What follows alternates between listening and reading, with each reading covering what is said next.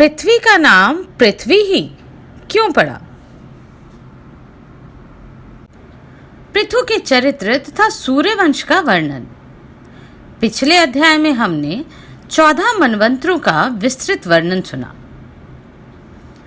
भीष्म जी ने पूछा, ब्राह्मण, सुना जाता है पूर्व काल में बहुत से राजा इस पृथ्वी का उपभोग कर चुके हैं। पृथ्वी के संबंध से ही राजाओं को पार्थिव या पृथ्वीपति कहते हैं। परंतु इस भूमि की जो पृथ्वी संज्ञा है वह किसके संबंध से हुई?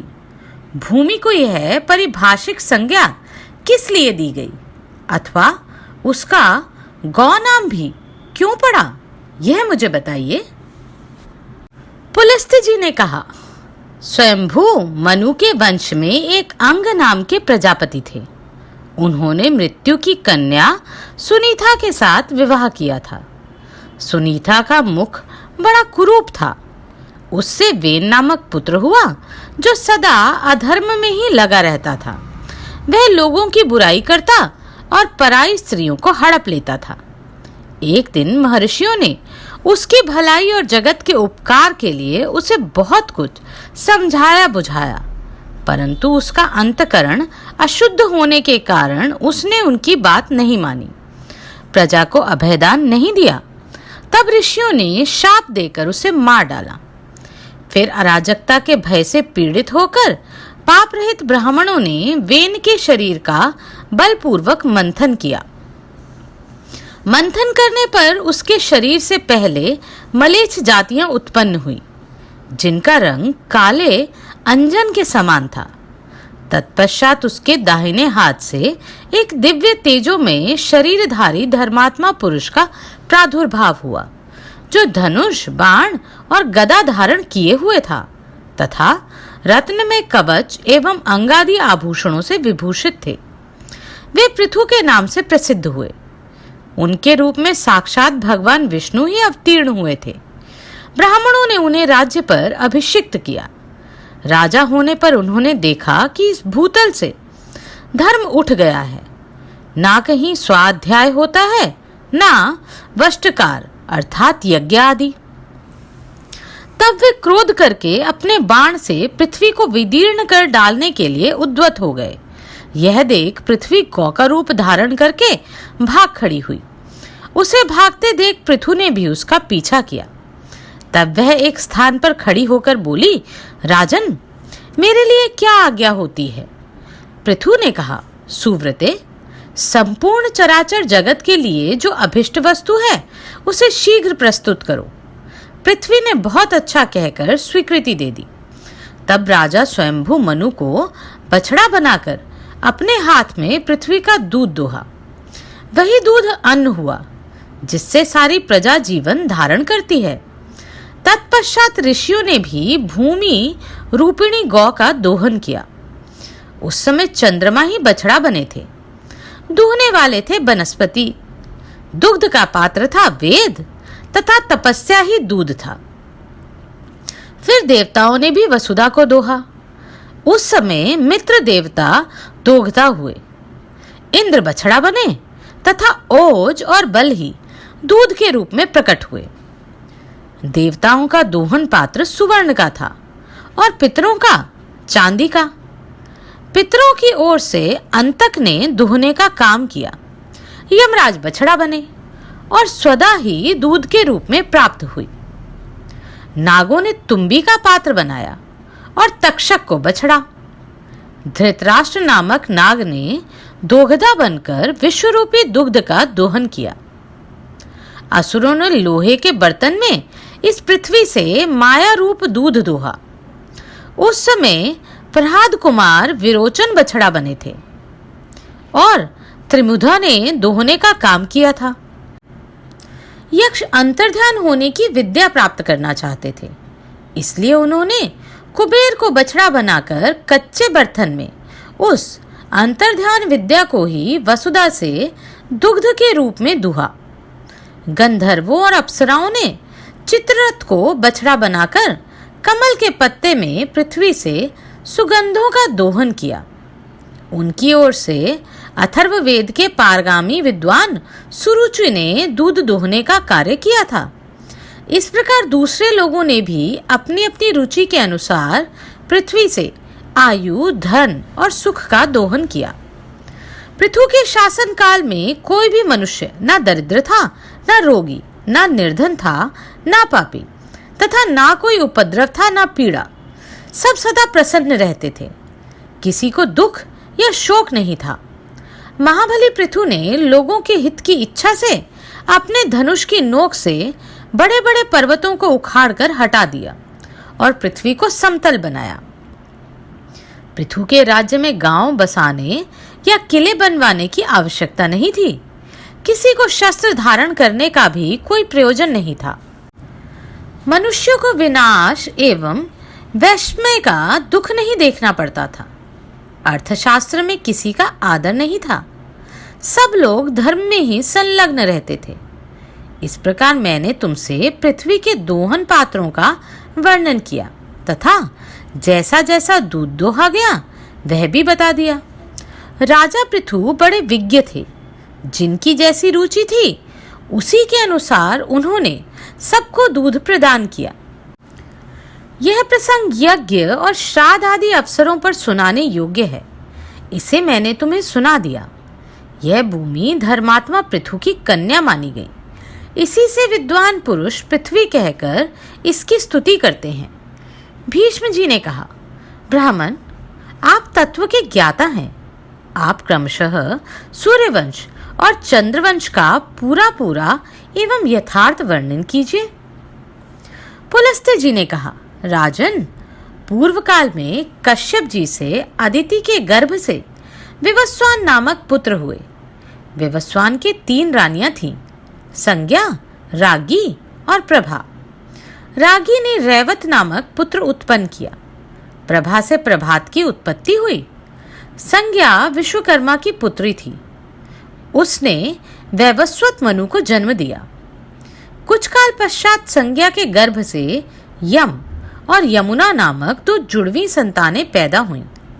तदनंतर वह विवस्वान सूर्य के तेजोमय स्वरूप को ना सह सकी, अतः उसने अपने शरीर से अपने ही समान रूप वाली एक नारी को प्रकट किया।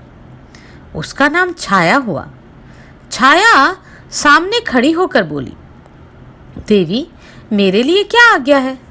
संज्ञा ने कहा, छाया, तुम मेरे पति की सेवा करो, साथ ही मेरे बच्चों का भी माता की भांति स्नेहपूर्वक पालन करो।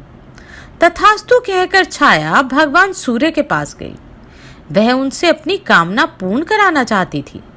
सूर्य ने भी यह समझकर कि यह उत्तम कार्य का पालन करने वाली संज्ञा ही है, बड़े आदर के साथ उसकी कामना को पूर्ण किया। छाया ने सूर्य से सावर्ण मनु को उत्पन्न किया। उनका वर्ण भी वैवस्वत मनु के समान होने के कारण उनका नाम सावर्ण मनु रखा गया। तत्पश्चात भगवान भास्कर ने छाया के गर्भ से क्रमशः शनिश्चर नामक पुत्र तथा तप्ती और विष्टि नाम की कन्याओं को जन्म दिया। एक समय महायशस्वी यमराज वैराग्य के कारण पुष्कर तीर्थ में गए और वहां फल, फैन एवं वायु का आहार करते हुए कठोर तपस्या करने लगे। उन्होंने 100 वर्षों तक तपस्या के द्वारा ब्रह्मा जी की आराधना की। उनके तप के प्रभाव से देवेश्वर ब्रह्मा जी संतुष्ट हो गए। तब यमराज ने उनसे लोकपाल का पद, अक्षय पितृलोक का राज्य तथा धर्माधर्ममय जगत की देखरेख का अधिकार मांगा। इस प्रकार उन्हें ब्रह्मा जी से लोकपाल पदवी प्राप्त हुई। साथ ही उन्हें पितृलोक का राज्य और धर्माधर्म के निर्णय का अधिकार भी मिल गया। छाया के पुत्र शनिश्चर भी तप के प्रभाव से ग्रहों की समानता को प्राप्त हुए। यमुना और तप्ती, ये दोनों सूर्य कन्याएं नदी हो गईं। विशिष्टा का स्वरूप बड़ा भयंकर था। वह काल रूप से स्थित हुई। वैवस्वत मनु के 10 महाबली पुत्र हुए। उन सब में ईल श्रेष्ठ थे। शेष पुत्रों के नाम इस प्रकार थे: इक्ष्वाकु, कुशनाभ, अरिष्ट, धृष्ट, नरश्यंत, करुष, महाबली, शर्याति, पृषद्र तथा नाभाग, ये सभी दिव्य मनुष्य थे। राजा मनु अपने ज्येष्ठ और धर्मात्मा पुत्र ईल को राज्य पर अभिषिक्त करके स्वयं पुष्कर के तपोवन में तपस्या करने के लिए चले गए। तदनंतर उनकी तपस्या को सफल करने के लिए वरदाता ब्रह्मा जी आए और बोले, मनो, तुम्हारा कल्याण हो, तुम अपनी इच्छा के अनुसार वर मांगो। मनु ने कहा, स्वामिन, आपकी कृपा से पृथ्वी के संपूर्ण राजा धर्मपरायण, ऐश्वर्यशाली तथा मेरे अधीन हो। तथास्तु कहकर देवेश्वर ब्रह्मा जी वहीं अंतर्ध्यान हो गए।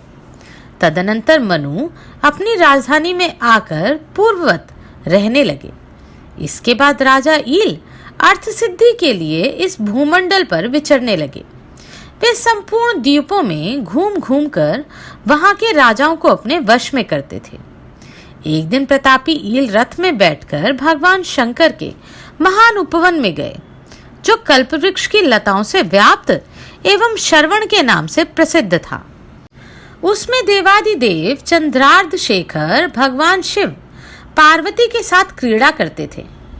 पूर्व काल में महादेव ने उमा के साथ श्रवण के भीतर प्रतिज्ञा पूर्वक ये बात कही थी कि पुरुष नामधारी जो कोई भी जीव हमारे वन में आ जाएगा, वह इस 10 योजन के घेरे में पैर रखते ही स्त्री रूप हो जाएगा। राजा ईल इस प्रतिज्ञा को नहीं जानते थे, इसलिए श्रवण में चले गए। वहां पहुंचने पर वे सहसा स्त्री हो गए तथा उनका घोड़ा भी उसी समय घोड़ी बन गया। राजा के जो जो पुरुषोचित अंग थे, वे सभी स्त्री के आकार में परिणत हो गए। इससे उन्हें बड़ा आश्चर्य हुआ। अब वे ईला नाम की स्त्री थे। ईला उस वन में घूमती हुई सोचने लगी, मेरे माता पिता और भ्राता कौन है? वह इसी उधेड़ वन में पड़ी थी कि इतने में चंद्रमा के पुत्र बुध ने उसे देखा। ईला की दृष्टि भी बुध के ऊपर पड़ी। सुंदरी ईला का मन बुध के रूप पर मोहित हो गया। उधर बुध भी उसे देखकर काम पीड़ित हो गए और उसकी प्राप्ति के लिए यत्न करने लगे। उस समय बुध ब्रह्मचारी के वेश में थे। वे वन के बाहर पेड़ों के झुरमुट में छिपकर ईला को बुलाने लगे, सुंदरी, ये सांझ का समय विहार की वेला है जो बीती जा रही है। आओ, मेरे घर को लीप पोत कर फूलों से सजा दो। ईला बोली, तपोधन, मैं ये सब कुछ भूल गई हूँ। बताओ, मैं कौन हूँ? तुम कौन हो? मेरे स्वामी कौन है तथा मेरे कुल का परिचय क्या है? बुध ने कहा, सुंदरी, तुम ईला हो, मैं तुम्हें चाहने वाला बुध हूँ। मैंने बहुत विद्या पढ़ी है। तेजस्वी के कुल में मेरा जन्म हुआ है। मेरे पिता ब्राह्मणों के राजा चंद्रमा हैं। बुध की यह बात सुनकर ईला ने उनके घर में प्रवेश किया। वह सब प्रकार के भोगों से संपन्न था और अपने वैभव से इंद्र भवन को मात कर रहा था। वहां रहकर ईला बहुत समय तक बुध के साथ वन में रमण करती रही। उधर ईल के भाई इक्ष्वाकु आदि मनु कुमार अपने राजा की खोज करते हुए उस श्रवण के निकट आ पहुंचे। उन्होंने नाना प्रकार के स्तोत्रों से पार्वती और महादेव जी का स्तवन किया। तब वे दोनों प्रकट होकर बोले, राजकुमारों, मेरी यह प्रतिज्ञा तो टल नहीं सकती, किंतु इस समय एक उपाय हो सकता है। इक्ष्वाकु अश्वमेघ यज्ञ करें और उसका फल हम दोनों को अर्पण कर दें। ऐसा करने से वीरवर ईल किम पुरुष हो जाएंगे, इसमें तनिक भी संदेह की बात नहीं है। बहुत अच्छा प्रभु, यह कहकर मनु कुमार लौट गए। फिर इक्ष्वाकु ने अश्वमेघ यज्ञ किया। इससे ईला किम पुरुष हो गए। वे 1 महीने पुरुष और 1 महीने स्त्री के रूप में रहने लगे। बुद्ध के भवन में स्त्री रूप से रहते समय ईल ने गर्भ धारण किया था। उस गर्भ से उन्होंने अनेक गुणों से युक्त पुत्र को जन्म दिया। उस पुत्र को उत्पन्न करके बुद्ध स्वर्गलोक को चले गए। वह प्रदेश ईल के नाम पर ईलावृत वर्ष के नाम से प्रसिद्ध हुआ। ऐल चंद्रमा के वंशज तथा चंद्रवंश का विस्तार करने वाले राजा हुए। इस प्रकार ईला कुमार पुरुरवा चंद्रवंश की तथा राजा इक्ष्वाकु सूर्यवंश की वृद्धि करने वाले बताए गए हैं। ईल किमपुरुष अवस्था में सुद्युम्न भी कहलाते हैं। तदनंतर सुद्युम्न से 3 पुत्र और हुए जो किसी से परास्त होने वाले नहीं थे। उनके नाम उत्कल, गए तथा हरित्राश्व थे। हरित्राश्व बड़े पराक्रमी थे।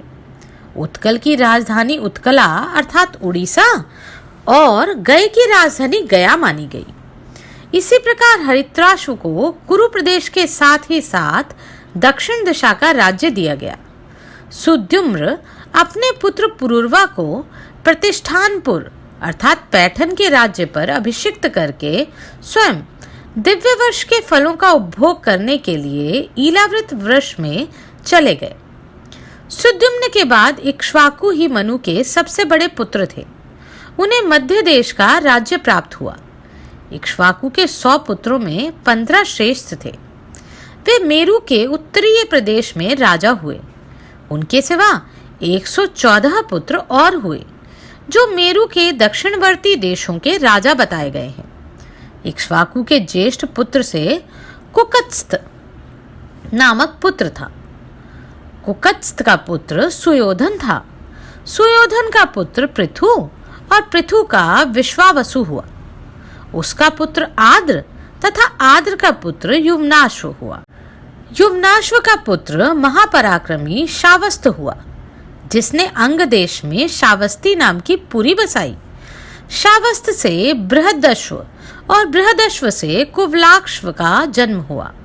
कुवलाक्ष्व धुंधु नामक दैत्य का विनाश करके धुंधुमार के नाम से विख्यात हुआ। उनके 3 पुत्र हुए, दृढ़ाश्व, दंड तथा कपिलाश्व। धुंधुमार के पुत्रों में प्रतापी कपिलाश्व अधिक प्रसिद्ध थे। दृढ़ाश्व का प्रमोद और प्रमोद का पुत्र हर्षश्व। हर्षश्व से निकुंभ और निकुंभ से संक्ताश्व का जन्म हुआ। संक्ताश्व के 2 पुत्र हुए, अकृताश्व तथा रणाश्व। रणाश्व के पुत्र युवनाश्व और युवनाश्व के मानधाता थे। मानधाता के 3 पुत्र हुए, पुरुकुत्स, धर्मसेतु तथा मुचुकंद। इनमें मुचुकंद की ख्याति विशेष है। वे इंद्र के मित्र और प्रतापी राजा थे। पुरुकुत्स का पुत्र संभूत था, जिसका विवाह नर्मदा के साथ हुआ था। संभूत से संभूति और संभूति से त्रिधन्वा का जन्म हुआ। त्रिधन्वा का पुत्र त्रैधारुण नाम से विख्यात हुआ। उसके पुत्र का नाम सत्यव्रत था। उससे सत्यरथ का जन्म हुआ। सत्यरथ के पुत्र हरिश्चंद्र थे। हरिश्चंद्र से रोहित हुआ। रोहित से वृक और वृक से बाहु की उत्पत्ति हुई। बाहु के पुत्र परम धर्मात्मा राजा सगर हुए। सगर की 2 रानियां थीं, प्रभा और भानुमति। इन दोनों ने पुत्र की इच्छा से औरव नामक अग्नि की आराधना की। इससे संतुष्ट होकर औरव ने उन दोनों को इच्छानुसार वरदान देते हुए कहा, एक रानी 60,000 पुत्र पा सकती है और दूसरी को एक ही पुत्र मिलेगा जो वंश की रक्षा करने वाला होगा। इन 2 वरों में से जिसको जो पसंद आवे वह उसे ले ले। प्रभा ने बहुत से पुत्रों को लेना स्वीकार किया तथा भानुमति को एक ही पुत्र असमंजस की प्राप्ति हुई। तदनंतर प्रभा ने जो यदुकुल की कन्या थी 60,000 पुत्रों को उत्पन्न किया, जो अश्व की खोज के लिए पृथ्वी को खोदते समय भगवान विष्णु के अवतार महात्मा कपिल के कोप से दग्ध हो गए। असमंजस का पुत्र अंशुमान के नाम से विख्यात हुआ। उसका पुत्र दिलीप था। दिलीप से भगीरथ का जन्म हुआ, जिन्होंने तपस्या करके भागीरथी गंगा को इस पृथ्वी पर उतारा था। भगीरथ के पुत्र का नाम नाभाग हुआ। नाभाग के अम्बरीश और अम्बरीश के पुत्र सिंधु द्वीप हुए। सिंधु द्वीप से अयुतायु और अयुतायु से ऋतुपर्ण का जन्म हुआ। ऋतुपर्ण से कलमाशपाद और कलमाशपाद से सर्वकर्मा की उत्पत्ति हुई। सर्वकर्मा का आरण्य और आरण्य का पुत्र निघ्न हुआ। निघ्न के 2 उत्तम पुत्र हुए, अनुमित्र और रघु। अनुमित्र शत्रुओं का नाश करने के लिए वन में चला गया। रघु से दिलीप और दिलीप से अज हुए, अज से दीर्घबाहु और दीर्घबाहु से प्रजापाल की उत्पत्ति हुई। प्रजापाल से दशरथ का जन्म हुआ। उनके 4 पुत्र हुए। वे सबके सब भगवान नारायण के स्वरूप थे। उनमें राम सबसे बड़े थे, जिन्होंने रावण को मारा और रघुवंश का विस्तार किया, तथा भृगुवंशियों में श्रेष्ठ वाल्मीकि ने रामायण के रूप में जिनके चरित्र का वर्णन किया। राम के 2 पुत्र हुए, कुश और लव। ये दोनों ही इक्ष्वाकु वंश का विस्तार करने वाले थे। कुश से अतिथि और अतिथि से निषद्ध का जन्म हुआ। निषद्ध से नल, नल से नभा, नभा से पुंडरिक और पुंडरिक से क्षेमधनवा की उत्पत्ति हुई। क्षेमधनवा का पुत्र देवानिक हुआ। वह वीर और प्रतापी था। उसका पुत्र अहिनगु हुआ। अहिनगु से सहस्त्राश्व का जन्म हुआ। सहस्त्राश्व से चंद्रावलोक, चंद्रावलोक से तारापीड़, तारापीड़ से चंद्रगिरी, चंद्रगिरी से चंद्र तथा चंद्र से शतायु हुए, जो महाभारत युद्ध में मारे गए। नल नाम के 2 राजा प्रसिद्ध हैं। एक तो वीरसेन के पुत्र थे और दूसरे निषद के। इस प्रकार इक्ष्वाकु वंश के प्रधान प्रधान राजाओं का वर्णन किया गया।